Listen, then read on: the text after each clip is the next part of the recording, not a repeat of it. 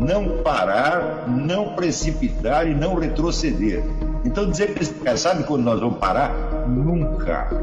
Nunca na sua porca vida. Né?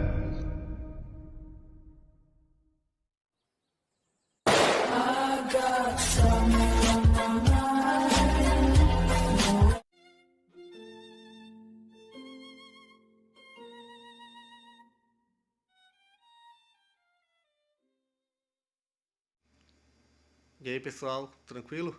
Então vem aqui antes do vídeo começar, pedir para vocês se inscreverem, quem não for inscrito, compartilhar, curtir, comentar.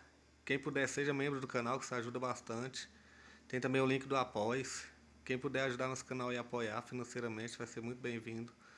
Mas o mais importante é transmitir o conteúdo e os conhecimentos do professor Olavo de Carvalho para mais e mais brasileiros. Então compartilhe e ajude aí nossa causa. Muito obrigado a todos os membros, apoiadores do canal. Fico muito feliz. Tenho certeza que a gente está no caminho certo. Então fiquem com o vídeo e até mais. Valeu! Então você veja, os filósofos gregos eles tinham frequentemente a experiência da impermanência das coisas. Tudo flui e tudo se extingue. As coisas passam pela existência e somem. Eu digo, eu tenho frequentemente a experiência contrária.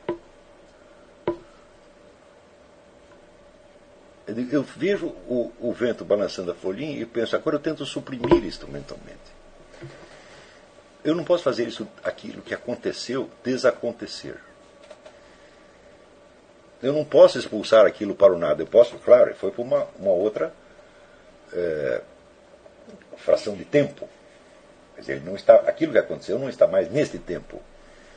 Tá certo?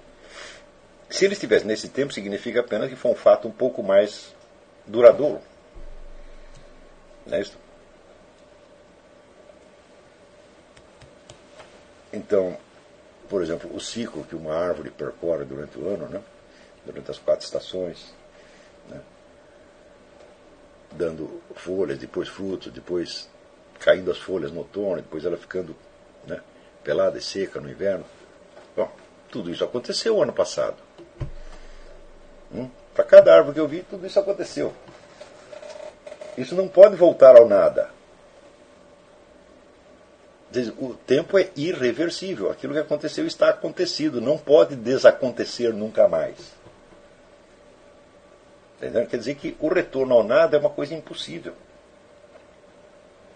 Então, do mesmo modo como existe a experiência da impermanência, a experiência da transitoriedade, existe a experiência da permanência. Depende de por onde você olha as coisas.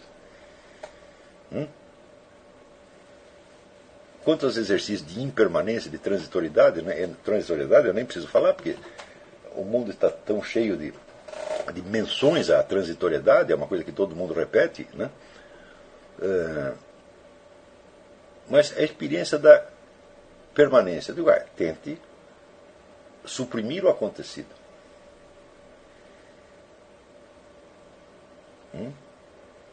E se você entende que tudo o que aconteceu está acontecido e não pode mais voltar para o nada, você começa a ter o que diz? Uma pré-experiência, uma antevisão do que é a eternidade. Onde nada jamais passa. Você não tem como você encaixar a eternidade dentro do tempo.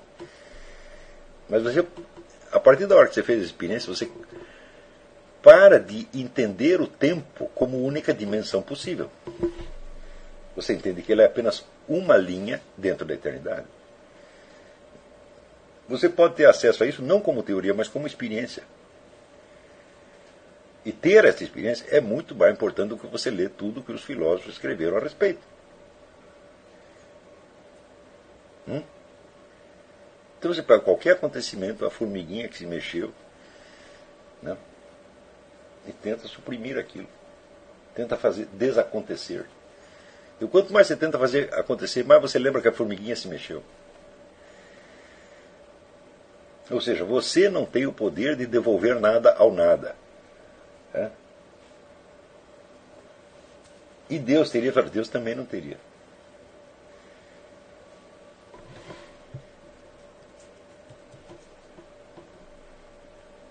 Porque Deus é eterno. Tá certo? Então, para que ele pudesse devolver alguma coisa ao nada, seria preciso que ele próprio estivesse no nada e que ele fosse um nada. Então, não dá, note que eu estou expressando isso às vezes sob a forma de raciocínio lógico, mas é apenas a forma verbal da expressão. É? Mas eu estou sugerindo que você busque apreender isso como experiência, com fatos da realidade. Os fatos mais simples. Claro, nós podemos esquecer as coisas. Né? Mas se eu as esqueci, né? Vamos dizer, eu não sou a medida do universo. O fato de que eu esqueci uma coisa não significa que ela não exista. Quantas vezes, por exemplo, eu todo mês esqueço de pagar a conta de luz. Todo mês, invariavelmente. E daí chega o camarada lá, vem cortar sua luz. Eu não, pera que eu vou pagar. Daí eu pago ele, entendeu? Ele já entendeu que eu estou ficando velho, gaga, e que eu esqueço, então que eu tenho que pagar na porta. Né? Ué, todas as vezes que eu esqueci, a conta de luz veio do mesmo modo. Ela não cessou de existir porque eu esqueci. Não é isso? Então, aquela famosa pergunta, as coisas continuam existindo quando nós não as estamos percebendo? Eu acho essa pergunta uma característica inversão da ordem real da experiência. Porque são as coisas que nos lembram da sua existência. A nossa memória não é soberana. Você sabe que a sua memória falha. E que se não existir fora de você, para além de você, esses elementos que te recordam, né, a existência do mundo, aí que a sua memória vai para o brejo mesmo. Imagine, por exemplo, se todas as estimulações sensíveis que lhe chegam do mundo exterior desaparecessem. Experimento de privação sensorial total. Né? O experimento de privação sensorial total, quando realizado efetivamente, introduz na pessoa uma tal desordem que o sujeito não aguenta 5 minutos de privação sensorial. Ou seja, se você não tem os estímulos do mundo exterior, a sua própria memória vai para o brejo. É? E eu frequentemente olho, né? Por exemplo, eu olho a minha biblioteca, né? E vejo, olha, aí está a minha memória, aí está o meu HD. Mas não está só ali. Ela também está no mundo em torno. Porque se eu por acaso acordo e vejo que a minha biblioteca foi parar em outro lugar e que eu estou em outro lugar, vai destrambelhar toda a minha memória. Então, a nossa memória depende da estabilidade do mundo exterior. Então, a pergunta de o mundo exterior continua existindo quando eu não estou reparando, a pergunta é totalmente imbecil. Ela é um truque, é uma pegadinha, não é uma pergunta filosófica legítima. Nunca foi. Os autores gregos, filósofos gregos, jamais fariam uma pergunta tão idiota. Os escolásticos jamais fariam uma pergunta tão idiota. É? As pessoas começaram a fazer essa pergunta depois do Descartes, onde elas acreditaram que o eu existe, né? E o resto é duvidoso. Digo, meu filho, se o resto fosse duvidoso, eu não poderia ter eu algum. Se não existe a estabilidade do mundo exterior, né? Para me fazer lembrar que eu sou eu, não tem eu nenhum. Então, vocês viram no estudo que ele está fazendo mentalidade revolucionária, ele teve essa série de inversões que foram aparecendo na modernidade, inversões em relação à atitude normal e normativa do ser humano, onde a inteligência construtiva começa a criar esses joguinhos, tá certo? Essas pegadinhas, e chama isso de filosofia, e mantém as pessoas ocupadas com essa masturbação mental durante séculos, né? E, no fim, toda esta atividade filosófica se torna de um artificialismo absolutamente sufocante e que não serve para absolutamente nada. Então, é o que a Bíblia chama as obras estéreis das trevas. Tá certo? Então, esse exercício que eu estou lhes formulando, estou lhes sugerindo, tá certo? Esse é um exercício para você se recordar da densidade do real e da densidade da sua presença no real. Né? Então, precisamente disso que o Louis Lavelle está falando. Esse é o tema do Louis Lavelle. E, de certo modo, você vê como a consciência humana se torna mais aguda, mais translúcida para si mesma, mais luminosa. Quanto mais ela aceita esta presença total do real e a presença dela no real, tá certo? Então você pode imaginar o quanto o procedimento contrário, né, que é isolar a consciência do real, pode estupidificar uma pessoa. E agora você imagina um número de filósofos que há pelo menos 4 séculos estão se dedicando precisamente a construir esse tipo de exercícios, né, que através de pegadinhas verbais cria, né, a ilusão de irrealidade. Então o nosso método aqui é exatamente o contrário, quer dizer, é assumir a densidade do real cada vez mais, e a densidade da sua presença no real, tá certo? E, nesse sentido, o texto do Louis Lavelle, né, é um chamado à responsabilidade cognitiva. Isso quer dizer, uma vez eu estava falando de desonestidade intelectual e alguém falou, mas você fica falando essas coisas, mas afinal de contas, o que é honestidade intelectual? Eu falei, mas essa é a coisa mais simples do mundo, é você não fingir que sabe o que não sabe, e não fingir que não sabe aquilo que você sabe perfeitamente bem. Então, tudo isso que eu estou dizendo, todo esse exercício que eu estou sugerindo, é só para você assumir a responsabilidade daquilo que você sabe. E isso, evidentemente, por assim dizer, o análogo metafísico daquilo que a confissão é na ordem da moral. Entendeu? Então, no fim, esse também é confissão. Eu digo, mas o que serve a confissão moral, né, se você não confessa a realidade da realidade? Note bem, isso aqui é uma coisa gravíssima que eu estou lembrando, porque até uma certa fase na história, né,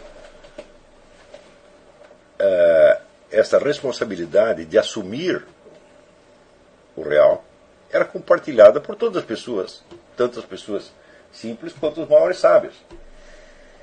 Vamos dizer, a realidade na qual vivia Santo Tomás de Aquino era a mesma realidade na qual vivia o seu Zé Mané da esquina, tá entendendo?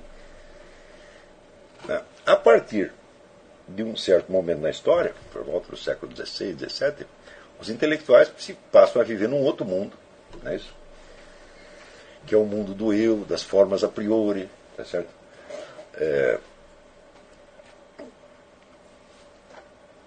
Enquanto as demais pessoas continuam vivendo, vamos dizer, no mundo de sempre, tá certo? E aos poucos os filósofos vão fazendo o possível para tirar as pessoas do mundo de sempre e colocá-las dentro do seu mundo fechado, né?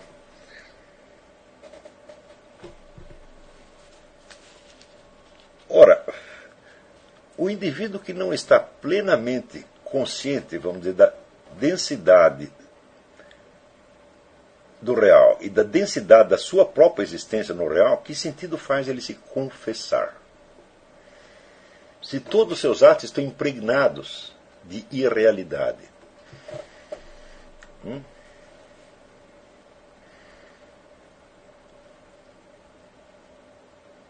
Note bem, o sacramento da confissão continua o mesmo.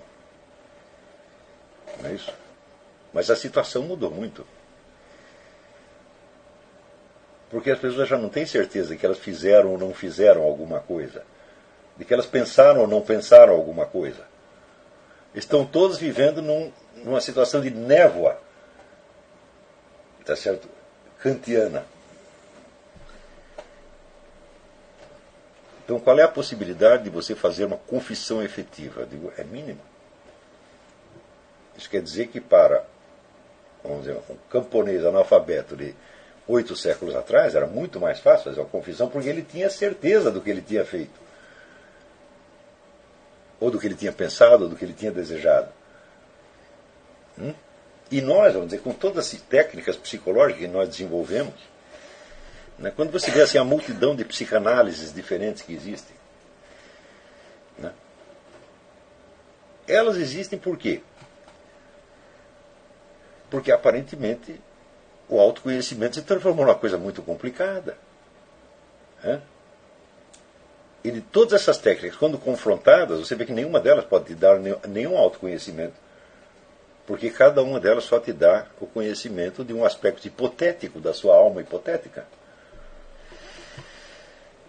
Por exemplo, eu saber o que se passa no meu id e superego. Eu nem sei se essas coisas existem.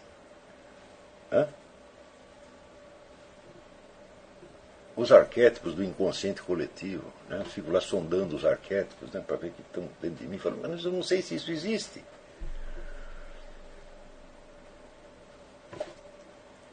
Então você vê que a própria profusão, né, de técnicas de investigação psicológica, supostamente destinadas a amparar o autoconhecimento humano, na verdade cria uma confusão dos diabos. Porque tudo isso pode ser muito útil, todas essas técnicas podem ser muito úteis, se você tiver esta permanente admissão da densidade do real, no sentido do Leila Velho. Porque daí você tem onde encaixar essas várias coisas. Você sabe onde elas estão. E você tem, note bem, quando o Leila Velho diz, a experiência da presença do ser é o que dá o significado e a importância das demais experiências,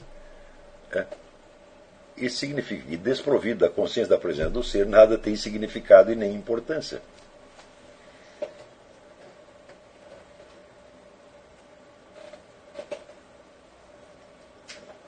Não é isso? Inclusive o seu famoso eu. Quando Descartes fez do eu o centro de construção do conhecimento, ele não podia prever que, em muito breve tempo, esse eu ia se esfarelar, desfazer. Porque o nosso eu só é alguma coisa, tá certo? Quando situado dentro da presença do real e da sua própria presença real. Se você o isola, eu digo, mas como um eu isolado poderia ter história?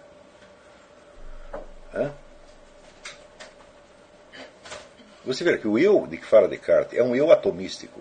Ele diz, eu penso, logo existo, e esta frase é verdadeira no instante que eu a penso. De quanto tempo dura esse instante? Se transcorreu algum tempo, tá certo? Então você entendeu que além do seu eu existe alguma outra coisa que se chama tempo. E se não transcorreu tempo nenhum, isto simplesmente não aconteceu. Mais ainda, penso, logo existe. Esta frase é verdadeira no instante que eu a penso. Eu digo, sim, mas também no lugar onde eu a penso. Né? Porque aonde você pensou isso? Em lugar nenhum, então você não pensou.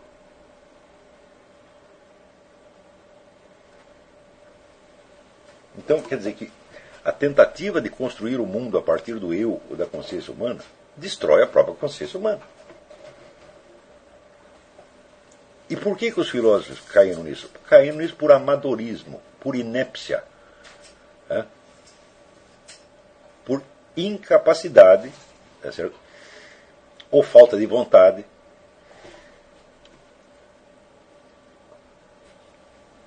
de confessar o real estado de coisas. E eu acho que assim, ao longo do tempo, quer dizer, o primeiro filósofo que restaura isso na sua plenitude é Louis Lavelle. Quer dizer, você lê o Louis Lavelle, depois de você estudar Kant, Descartes, etc., é como você despertar de um pesadelo.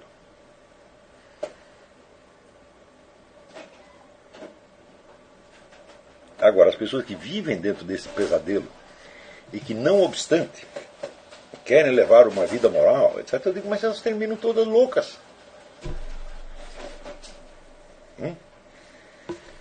Por exemplo, agora que eu estou aqui nos Estados Unidos, eu assisto muito mais filme americano do que antigamente. E vejo a infinidade de filmes que tem sobre adultérios.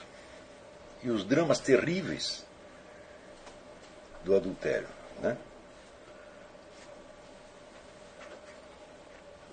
Quer dizer, o sujeito descobre que a mulher dele olhou para um outro, pronto, caiu, meu mundo caiu. Ela desejou o outro. Eu digo, mas ele não foi informado que as pessoas às vezes desejam os outros? Ele não sabia disso. Ele esperava realmente que a mulher dele só pensasse nele, só tivesse olhos para ele, nunca tivesse uma atração por ele. Ele esperava isto, mas que idiota! Por isso mesmo que o Cristo, na hora que ele proíbe o adultério, ele diz que é para perdoar as pessoas, porque ele já sabe que elas vão fazer isso, porra. Então, eu vejo a problemática do adultério separada da problemática do perdão é uma loucura. É uma abstração. E não tem solução, é só sofrimento. Não é isso?